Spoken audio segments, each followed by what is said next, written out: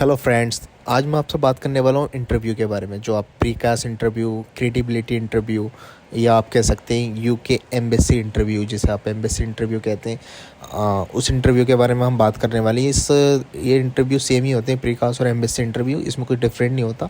Precast interview आपसे इसीलिए लिया जाता है ताकि वो चेक करती है यूनिवर्सिटी के आप वीज़ा ऑफिसर को आंसर दे सकते हैं नहीं दे सकते हैं, तभी वो आपको कैश प्रोवाइड कराएंगे।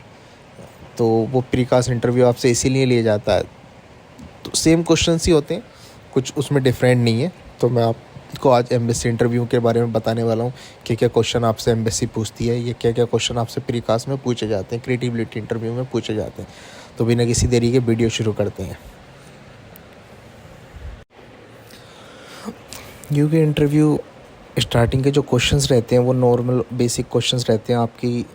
आपका इंट्रोडक्शन वो आपका लेते हैं, बेसिक इन्फॉर्मेशन आपसे लेते हैं। वो आपका नाम, आपकी date of birth and university जिसमें आपने अप्लाई किया है, एंड प्रोग्राम का name and course start date and course end date. Course start date and end date आपको ऑफ़र लेटर में मिल जाएगी। ऑफ़र लेटर में नहीं होगी तो आपके CS लेटर में होगी, ठीक है। वो आपके कोर्स के बारे में और भी जानकारी ले सकते हैं, बट उससे पहले आपकी बेसिक जानकारी लेंगे, लाइक आपके मम्मी का name, father name, and rare cases में वो फादर और मदर की डेट ऑफ बर्थ भी पूछ लेते हैं, तो वो भी आप प्रिपेयर करें। अपने पासपोर्ट को अच्छे से पढ़ लें। पासपोर्ट का नंबर आपको याद होना चाहिए, एक्सपायरी डेट, इशू डेट आपको याद होनी चाहिए, इशू प्लेस आपको याद होना चाहिए। सिर्फ बता रहा हूँ, रेयर केसेस में ऐसा हो जाता है कि वो ये क्वेश्चंस भी कर लेते हैं, रेयर केसेस में करते हैं। बाकी नॉर्मली आपका डेट ऑफ बर्थ वगैरह तो वो आपसे करेंगे ही। तो पहला क्वेश्चन हमारा क्या रहने वाला है, why did you choose this programme, आपने इस प्रोग्राम को क्यों चूज़ किया। तो आपको अपने प्रोग्राम के बारे में बताना है। आपको बताना है कि ये प्रोग्राम आपके फ्यूचर में, आपके करियर प्लान्स में जो है हेल्प करेगा, किस तरीके से हेल्प करेगा आपको आपके गोल्स अचीव करने में।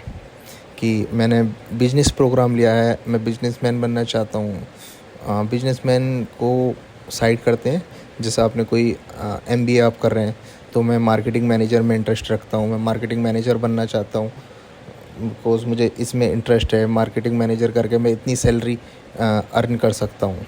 तो आपको ऐसा अपने जो है कोर्स, जो भी आपका कोर्स होगा उसके बारे में अच्छे से आपको उनको एक्सप्लेन करना है, ठीक है। जेन्युइन ही एक्सप्लेन करना है आपको, उन्हें अच्छे से बताना है। आपको बताना है करियर प्रोस्पेक्ट बताने, जेन्युइन इंटरेस्ट इन सब्जेक्ट बताना है, फ्यूचर गोल्स बताने। ये नहीं बताना कि मेरा फ्रेंड कर रहा है इसलिए मैं ये कोर्स करना चाह रहा हूँ, या मैं वहाँ यूके में जाकर जॉब करूँगा, so that's why I have chosen this course, क्योंकि मैं इससे रिलेटेड वहाँ पर यूके में जॉब कर सकता हूँ। आपको ऐसा कुछ भी नहीं कहना। अगर आप ऐसा कहेंगे तो आप जो है रिफ्यूज़ल हो सकता है, आपका रिफ्यूज़ल के चांसेस बढ़ जाएंगे। Next question is that reason to study in the UK में आप क्यों पढ़ना चाहते हैं, एनी अदर कंट्री में क्यों नहीं पढ़ना चाहते, या अपनी होम कंट्री में क्यों नहीं पढ़ना चाहते। एक मैं आपको मेन पॉइंट बता देता हूँ जो सबसे अच्छा पॉइंट है। अगर आप मास्टर्स के लिए जा रहे हैं तो आप ये ज़रूर बोलें कि in the other country like Canada, USA, New Zealand, यहाँ पर जो मास्टर्स है वो 2 ईयर का है, बट यूके में मास्टर 1 ईयर का है। तो मैं अपना टाइम और पैसा दोनों बचा सकता हूँ। I can save money and time. तो ये बहुत अच्छा पॉइंट रहता है, इसका इम्पैक्ट बहुत अच्छा रहता है। इससे आपका जो है आंसर पे बहुत अच्छा इफेक्ट पड़ेगा वीज़ा ऑफिसर के ऊपर। तो आप इस पॉइंट को ज़रूर बोलें,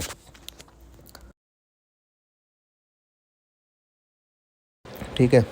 और यूके की डिग्री जो है वर्ल्ड वाइड रिकॉग्नाइज्ड होती है, and having an UK qualification really help me to get kind of job I am looking for. मिलने जॉब अपॉर्चुनिटीज़ बहुत सारी ओपन हो जाएंगी। And education in the UK is much more practical, with a focus on student taking responsibility for their own learning, and will give me access to really modern facilities. And मैं अपना skills gain कर सकते हूँ, critical thinking, collaborative working skills, presentation skills, etc. ठीक है। The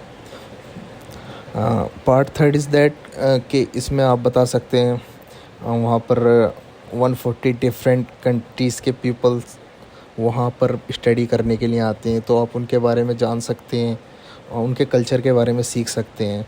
तो आपको world wide की नॉलेज मिलेगी। अगर आपकी यूनिवर्सिटी लंदन में है तो आप बता सकते हैं कि London is a hub for business and finance, so I will have all sort of opportunities to network, undertake internship, attend conference and so on.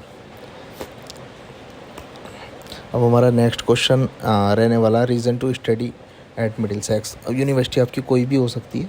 आप हमने यूनिवर्सिटी जो ली है मिडिलसेक्स ली है। ये जो मैं क्योंकि आपके साथ स्क्रीनशॉट शेयर कर रहा हूँ ये मिडिलसेक्स यूनिवर्सिटी के वेबिनार से लिए गए स्क्रीनशॉट्स हैं।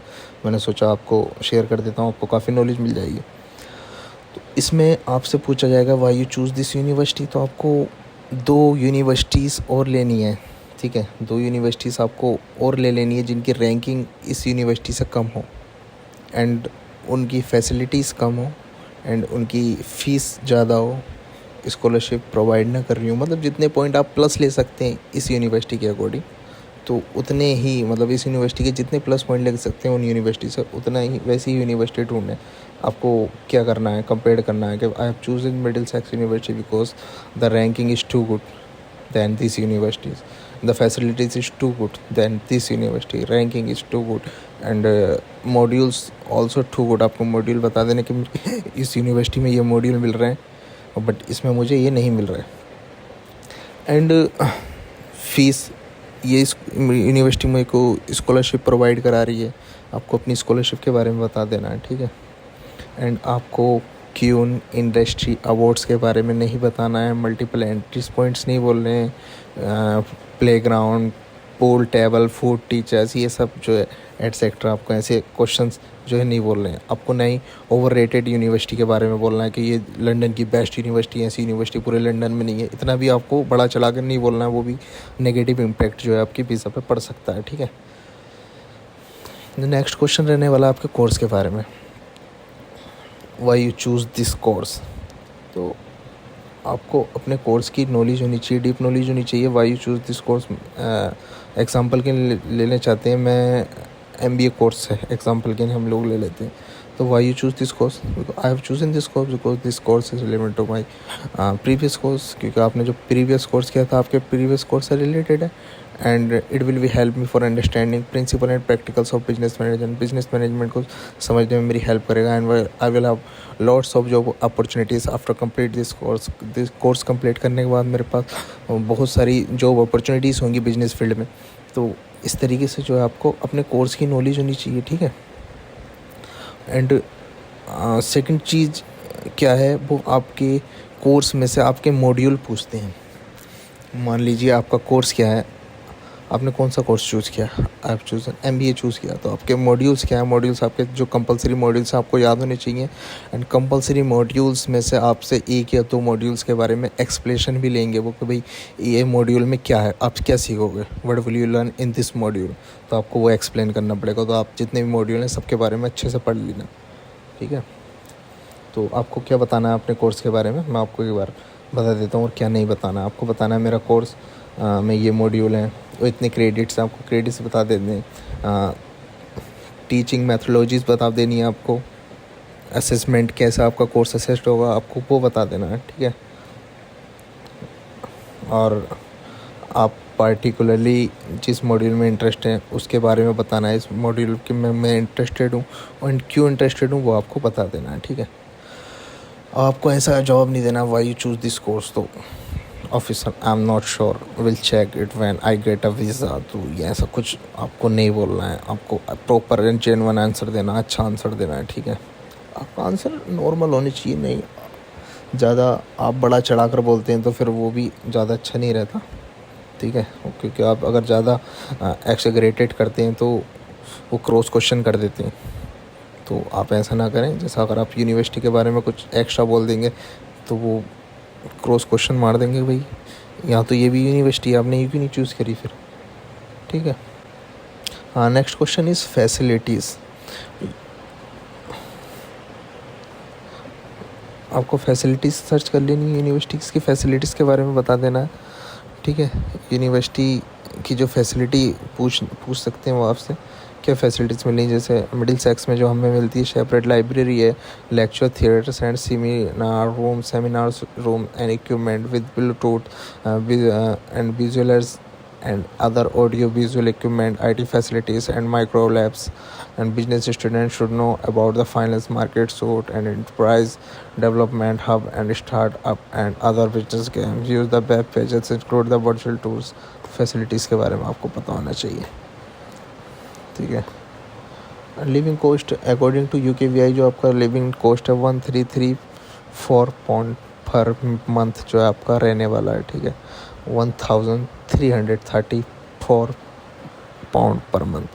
तो आपको ये बताना है कि जो मेरा मंथली लिविंग कॉस्ट ये रहने वाला है, तो इस कॉस्ट का टोटल करके और आपके जो ओवरऑल आपकी जो यूनिवर्सिटी की फ़ीस है उसका टोटल करके, दोनों टोटल करके आपको उनको बता देने हैं, ठीक है, कि आपका ये ओवरऑल जो है। दोस्तों वीडियो को हम यहीं ख़त्म करते हैं, क्योंकि अगर मैं और क्वेश्चंस बताऊंगा तो वीडियो ज़्यादा लंबा हो जाएगा, इसलिए उसे हम पार्ट 2 में करने वाले हैं। तो अगर आपको कुछ भी क्वेश्चंस ऐसे हैं जो समझ ना आए, मुझे नीचे कमेंट में बताइए, मैं अगली वीडियो में जो है आपके वो डाउट्स क्लियर कर दूँगा। एंड जो क्वेश्चंस आपको और जानना है, मैं नेक्स्ट वीडियो में जो है उस क्वेश्चन से रिलेटेड वीडियो भी बना दूँगा। तो नीचे कमेंट करना ना भूलें, वीडियो को लाइक करना ना भूलें, एंड चैनल को सब्सक्राइब करना ना भूलें। Thank you.